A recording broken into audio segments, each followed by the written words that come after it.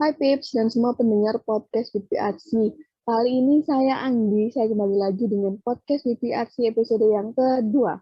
Oke, untuk podcast WPRC episode 1 kemarin, kita bahas tentang kuliah di Teknik Kimia UISI. Dan untuk episode 2 kali ini, kita akan bahas tentang ide-ide paper yang relate banget dengan anak teknik kimia. Yaitu, saya spoiler dikit tentang optimalisasi pengolahan limbah binder sebagai bahan campuran pembuatan beton untuk meningkatkan nilai kuat tarik pada beton. Nah, di sini saya juga ditemani dari teman-teman R&T Himatek UISI, yaitu ada Mbak Dalilah Ina Salsabila. Halo Mbak Salsa. Ya, halo Mbak Anggi. Oke, gimana nih kabarnya Mbak Salsa? Oke, alhamdulillah baik. Dari Mbak Anggi sendiri gimana nih kabarnya? Alhamdulillah, saya juga sangat baik.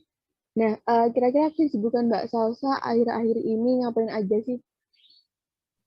Oke, karena sekarang udah menjelang semester 7, jadi kesibukannya yang pertama ada magang ya. Tentu saja kita udah mulai melaksanakan magang, kemudian sebentar lagi udah mulai menyusun skripsi, jadi udah mulai cari-cari judul untuk skripsinya nanti. Oh, oke, udah semester tua ya Mbak Salsa ya?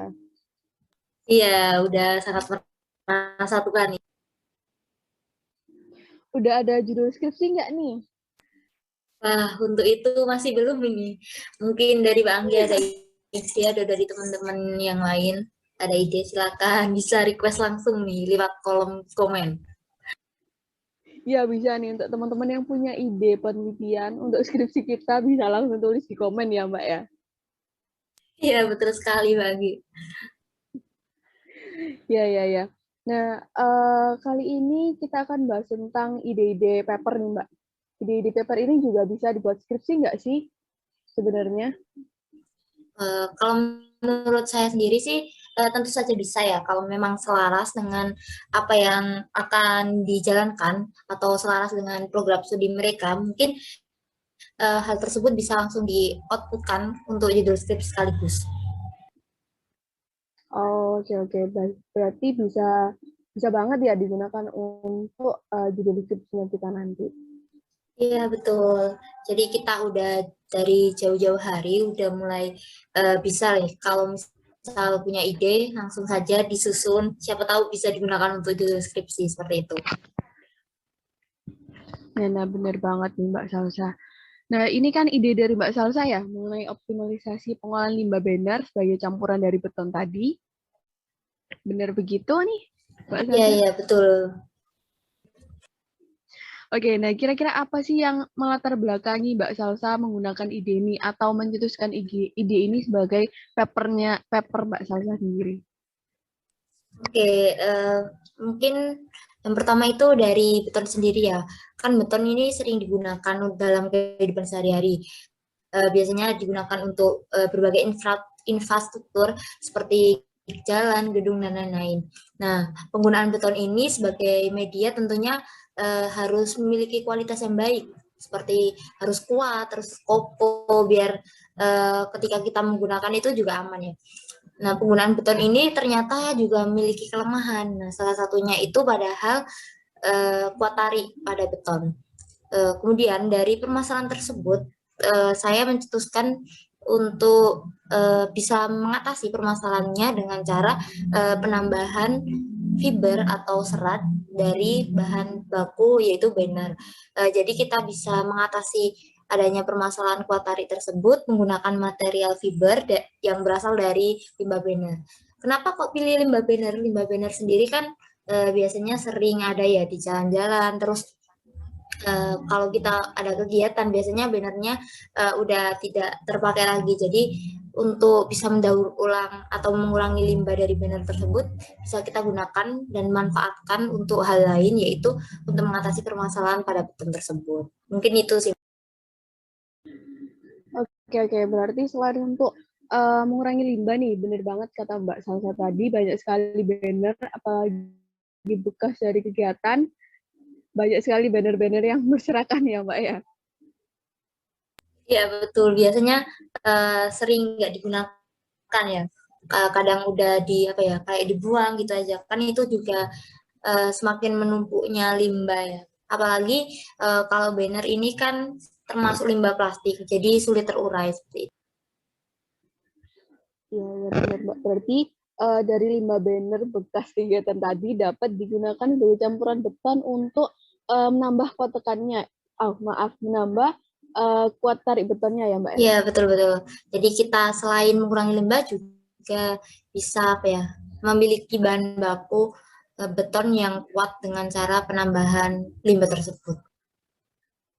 Oke, oke. Yang diambil ini dari serat bannernya, Mbak ya? Iya, jadi langsung dari serat banner tersebut kita campurkan ke bahan baku pada pembuatan semen. Nantinya hal tersebut sudah mulai apa ya, mengatasi permasalahan tentang kuat tekan pada beton tersebut. Oh, iya, iya, iya, Mbak.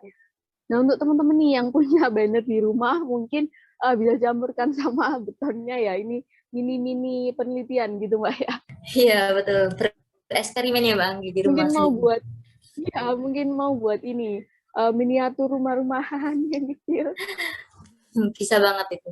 Atau buat kolam, biasanya buat ikan biar gak bocor. Bisa nih Ya, pakai ini. di, ya biasanya di TikTok banyak kan gitu, Mbak, yang lewat buat kolam pakai semen, Wow, pakai anak TikTok beton. ya, Bang, ini. Iya, betul-betul bisa, bisa. Alhamdulillah. Ya, ya, Mbak. Nah, kira-kira setelah kita tahu manfaat dari limbah banner tadi untuk beton tadi, bagaimana ya, Mbak ya, pengolahan banner tersebut sebagai bahan campuran beton? Cara mengolahnya itu bagaimana sih? Oke, sebenarnya eh, dari awal beton sendiri sih. Beton kan bahan bakunya banyak ya. Ada apa agregat atau biasanya kerikil-kerikil itu, terus kemudian fly ash dan lain-lain. Nantinya dari bahan baku atau bahan dasar dari beton itu sendiri kan udah dicampur jadi satu dan untuk menjadi produk dari beton tersebut. Nah, dari bahan baku itu bisa ditambahkan dengan serat atau fiber dari bahan banner yang akan digunakan. Caranya dengan dipotong kecil-kecil. Jadi biar apa ya, tidak terlalu kelihatan bahwasanya itu dari banner. Kalau besar-besar kan gimana ya, kalau nanti ngeras atau betonnya mengeras kan tentu saja dari bannernya sendiri lebih kelihatan. Makanya dipotong kecil-kecil supaya lebih bisa meresap atau merekatkan dari beton tersebut gitu. Nanti untuk kuat tekannya atau kuat tariknya juga bisa teratasi dari adanya tambahan beton, maaf, tambahan dari serat banner tersebut. Oh ya, oke, oke. Berarti langkah awalnya ini harus nyiapin banner, setelah itu dipotong kecil-kecil ya, Mbak ya? Ya betul, dipotong kecil-kecil. Jadi kalau bisa kayak apa ya, sekecil mungkin biar lebih meresap atau kuat ikatnya itu lebih apa, tinggi gitu. Kan soalnya lebih nggak ada jarak space-nya antar banner satu dengan banner yang lain, jadi lebih terikat. Oh, ya, ya, ya. Nanti setelah dipotong kecil-kecil itu bannernya langsung dicampurin sama betonnya tadi ya, Mbak? Pasta betonnya tadi. Ya, jadi sebenarnya sama aja kayak kita membuat beton biasa. Namun bedanya cuma ada tambahan bahan tambahan lain yaitu banner tadi. Gitu sih Bang. Oh, ya, ya. Berarti bannernya tadi nggak ada pre-treatment-nya ya, Mbak? Cuma langsung dipotong-potong, dimasukin, dicampur sama pasta beton tadi. Ya, betul-betul seperti itu. Oh, ya, ya, ya. Nah, selain itu, apakah hanya limbah dari banner aja, Mbak, yang bisa dijadikan sebagai campuran beton ini untuk meningkatkan kuat tariknya? Atau ada limbah yang lainnya lagi nih, yang dapat kita eksplor dan kita campur pada beton supaya kuat tariknya ini lebih baik atau meningkat? Oke, karena fokusan saya ini cuma mengurangi limbah banner, jadi dari saya sendiri itu cuma apa ya, menambahkan adanya limbah banner ini sendiri pada pembuatan beton. Namun kalau sesuai yang saya baca, saya pernah baca-baca itu bisa juga kayak puting rokok, kan biasanya ada ya setelah teman-teman atau bapak-bapaknya ngerokok, terus biasanya ada kapas kayak putih-putih di ujung rokok itu juga bisa ditambahkan pada pembuatan beton. Nah, itu juga mengatasi adanya kuat tarik pada beton. Sama sih. Oh iya ya, di ujung rokoknya juga ada kayak serat kapasnya gitu nggak sih Mbak? Iya, betul-betul. Ya, itu yang digunakan, Mbak Anggi. Oh oke oke, mungkin ini bapak-bapak atau mas-mas yang sedang ngerokok bisa disimpan nih ujung rokoknya buat ditambahin ke beton. Iya, betul. Bisa bereksperimen juga ya di rumah kayak tadi. Nah, selain limbah banner sama ujung rokok tadi yang dapat ditambahkan sebagai campuran banner untuk meningkatkan kuat tariknya pada beton. Nah, kira-kira ada fungsi lain nggak Mbak dari penambahan dari limbah banner sendiri? Oke, Mungkin ada bisa. sih sebenarnya untuk fungsi bahan tambahan ini sendiri itu ada banyak, yaitu seperti mempercepat pengerasan. Jadi ketika kita menambahkan bahan tambahan, untuk betonnya itu lebih cepat keras gitu, Mbak. Biasanya kan kita harus nunggu beberapa lama gitu untuk beton yang dihasilkan itu keras. Nah, dengan menggunakan bahan tambahan ini bisa digunakan untuk mempercepat pengerasan. Selain itu, bahan tambahan juga bisa apa ya mengurangi sifat ketas pada beton. Jadi untuk beton itu kan biasanya memiliki sifat ketas ya. Nah, dengan adanya bahan tambahan ini bisa berkurang mengikat gitu ya Mbak mungkin. Terus bisa mengurangi retak. Jadi, ada pada campuran beton tersebut. Nah, jadi kemungkinan untuk beton retak itu semakin kecil karena adanya serat tadi.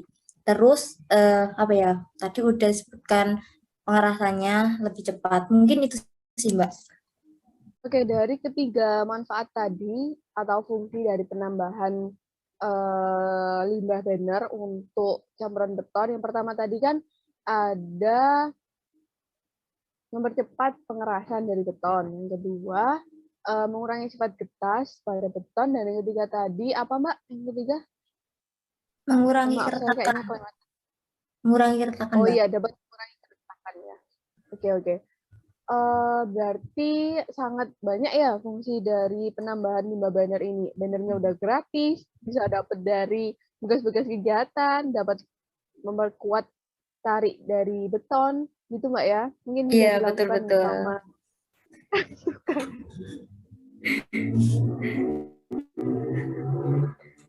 Oke, oke, oke. Nggak terasa nih Mbak, kita kayaknya udah ngobrol sekitar 10 sampai 15 menitan ya kalau nggak salah. Karena narasumber kita pada hari ini yang satunya nggak dapat hadir karena ada halangan. Mungkin ngobrol kita bisa kita akhiri ya Mbak ya. Oh iya, boleh sekali Mbak Anggi. Wah, nggak terasa ya, udah 15 menit, 10 menitan. Iya, sebenarnya kurang lama sih Mbak, tapi berhubung kita bisanya cuman sampai sini, jadi kita akhiri saja. Oke, semoga bisa ketemu di lain waktu ya Mbak Anggi. Iya, iya, benar-benar. Sebelumnya saya mau mengucapkan terima kasih banyak nih kepada teman-teman RNT, khususnya Mbak Salsa, yang udah mau ngisi kegiatan di podcast UPRC episode 2 kali ini.